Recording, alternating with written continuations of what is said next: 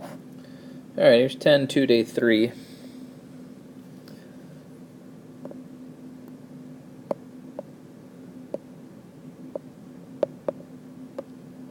Probably not going to see anything on these first two slides. I mean, you've the structure of HO and HA. Seen that for one sample and with two, because we saw that with proportions earlier on.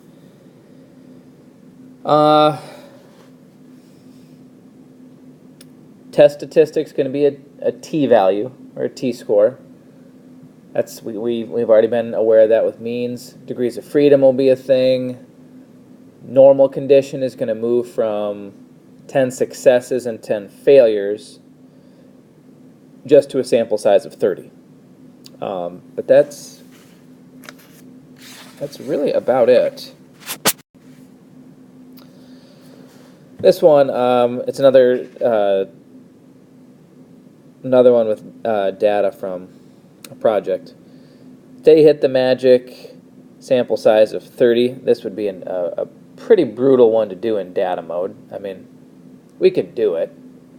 We don't have to draw any box plots, which is nice, but you'd have, for bounty and generic, 30 pieces of data to enter in. So I already went and did that, and I have X bar and S for the two types of paper towels. And we'll head down here. Four-step this. HO says that they're the same. Bounty's claim is that, so I didn't really dive into the data up there. It's how many quarters it took to break the paper towel. Okay. Each one was soaked with 4 ounces of water, and then it was to see their strength. Bounty claims to be stronger than the generic, so they were testing that with our parameters. We'll make sure it's clear that mu sub B is bounty and mu sub G is generic.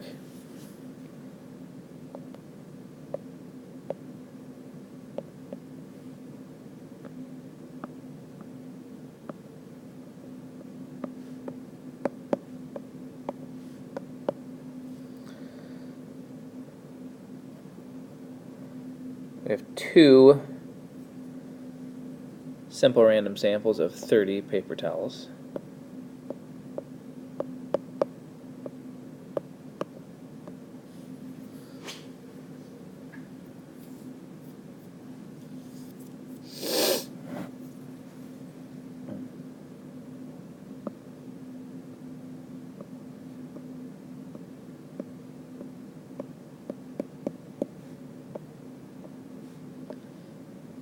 Just for context, I'm going to add this. 30 of the bounty, 30 of the generic, right? Not just, just 2 SRSs of whatever, of each one. Specifically, 30 of bounty, 30 generic. Normal's good.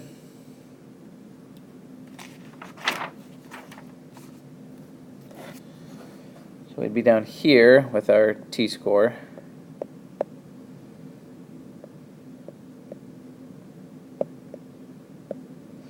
117.6 minus 88.1. Does seem like there's a pretty dramatic difference between the two. That on average the bounty held 117 of the quarters.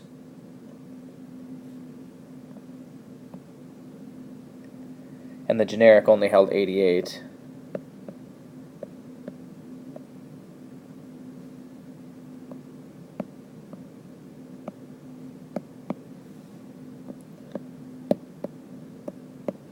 And I think we come across the largest t-score, t-score, T or Z for that matter, that we have ever seen. This is all coming from the calculator at this point. And of course, that massive t-score would lead to a tiny p-value.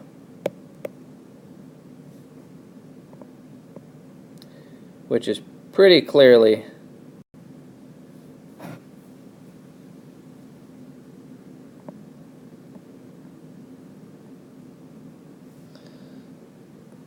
as always, we reject HO, and we would say we have convincing evidence that the Bounty towels hold more weight on average than the generic.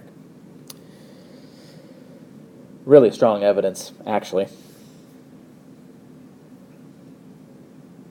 So assuming the generic and the Bounty brand, there was a follow-up question to this one to take a look at and interpret the p-value. Assuming they were actually equally as strong, that's the probability we would observe that the Bounty would hold an average of 29.5 more quarters just due to chance. Okay? Not very good. That's a really, really significant difference, and it was done from two fairly decent sample sizes, so we're pretty well convinced the Bounty paper towels are actually stronger than the generic.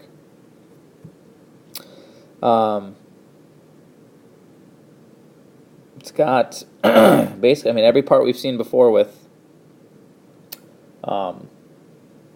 proportions. You know, really the only things that changed at all is in that do step. We use a T procedure, which that's just going to lead you to choose a different calculator option, a two-sample t-test.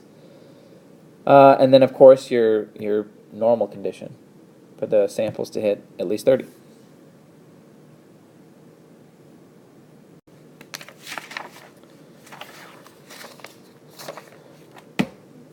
Now here's another one. It's taking a look at the amount of, well, what it's really looking at is do certain types of polyester decay over time in landfills. So they buried them in, I don't know, somewhere. But they were buried, and then it was examined to see, were these strips of fabric weaker? And that was measured off of what it took to, it just calls it the mean breaking strength. And that's really all we need to address in our do step, the mean breaking strength. That'll be good enough for context.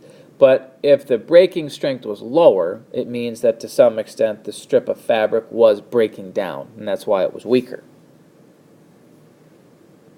So that's what we're looking at here.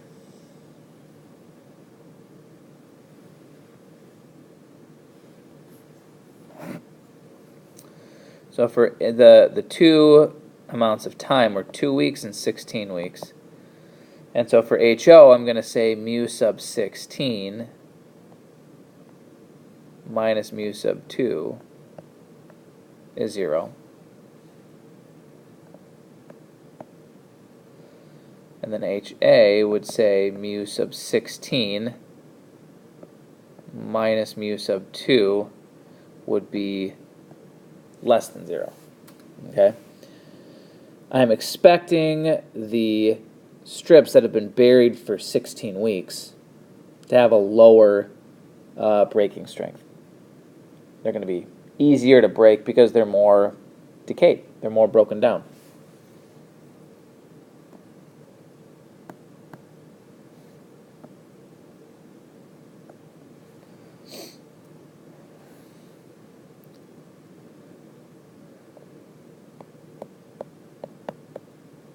Strips of fabric.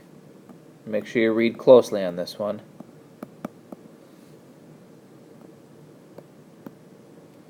Were randomly assigned to their group.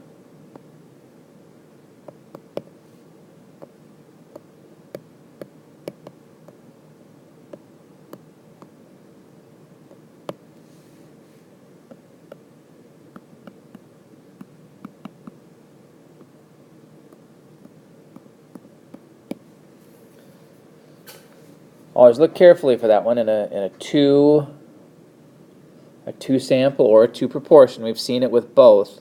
The random condition may be about assignment, not selection. Okay, you're expected to address the right one.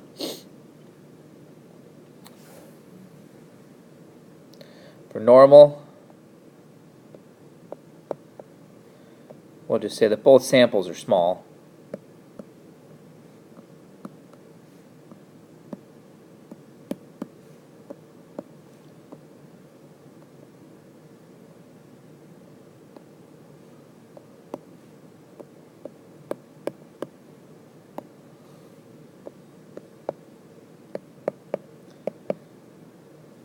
So we'll take a look at their box plots, as always.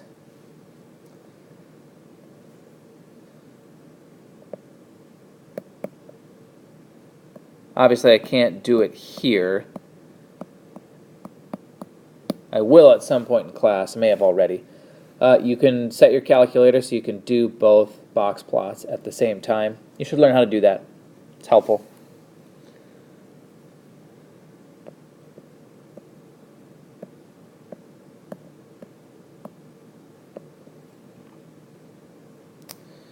The 2-week box plot has a fairly large box, and the center is a little bit to the right, and then both tails are pretty short, is what you would find.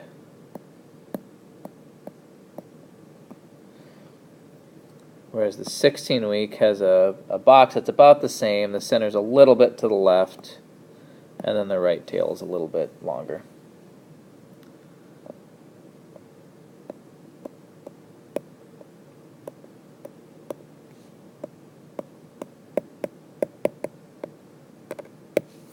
No skews or outliers. So we move on and do some number crunching in the do step.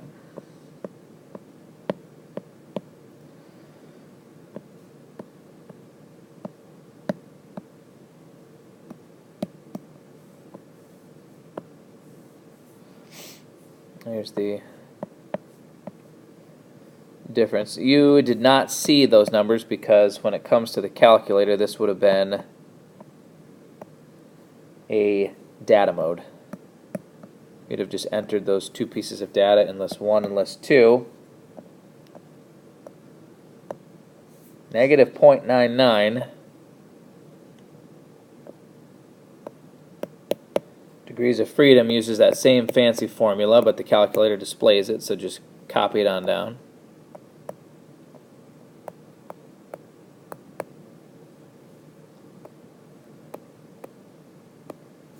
And there you go, 0.186.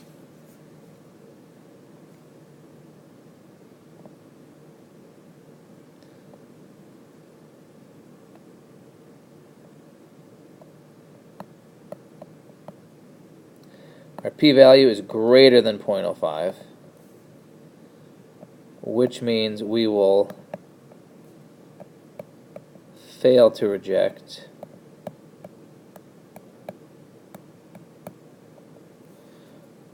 HO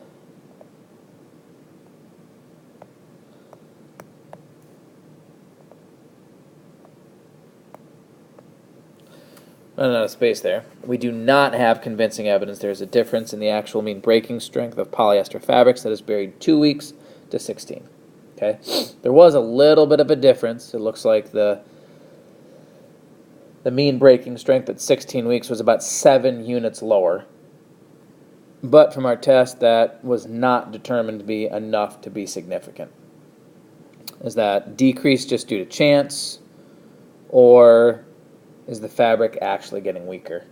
And from our test, we can't tell. We can't tell, so we fail to reject HO, and we don't. You know, the one sentence at the bottom is always about HA. We do not have evidence to convince ourselves of HA.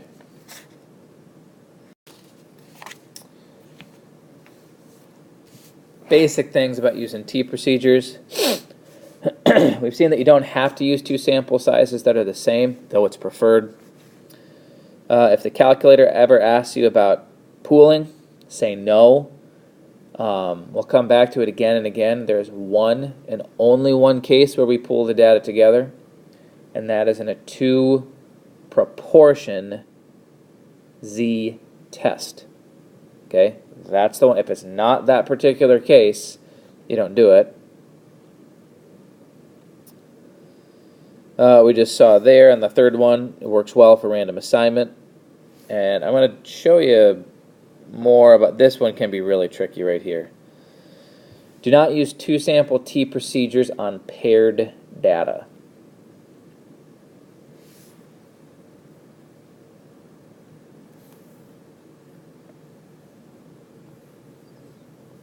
We saw this before. It was a project that 2 students did. where they were checking to see if one line was faster, the regular or the express.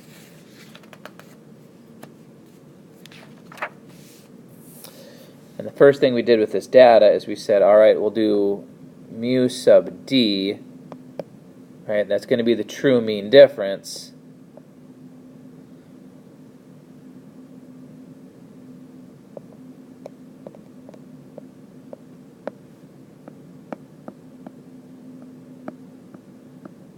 Of regular minus express.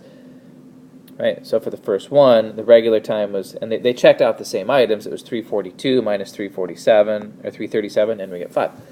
I don't want to get too far into this example because you have it. It's in your notes on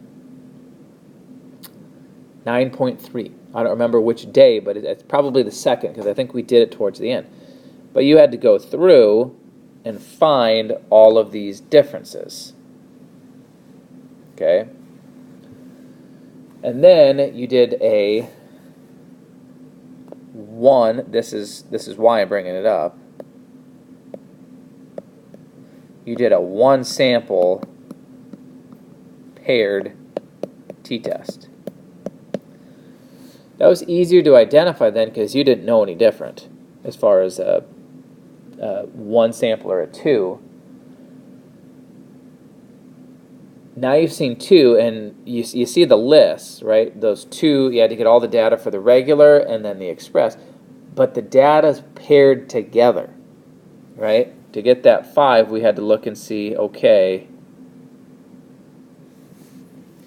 those were the same items. So we need to get that difference of 5 seconds, okay? It's really important that that's done. But if the data is paired, we would basically go back to chapter 9. It's a 1 sample test. Okay, so it would use the 1 sample standard error formula, not the 2. But you see the 2 lists of data, and it's very tempting to just say, hey, wait a minute, that's a 2 sample, and if it's paired, it's not. You need to use a 1. Okay, that's a big thing.